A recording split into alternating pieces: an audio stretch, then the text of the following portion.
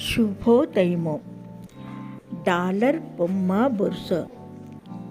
చెట్టు లేని ఊళ్ళో ఆముదపు చెట్టే మహావృక్షం అని అంటే, అయ్యవారు లేక తాళాలు పడ్డ బడికి గంట కొట్టే అటెండరే దిక్కేనేమో.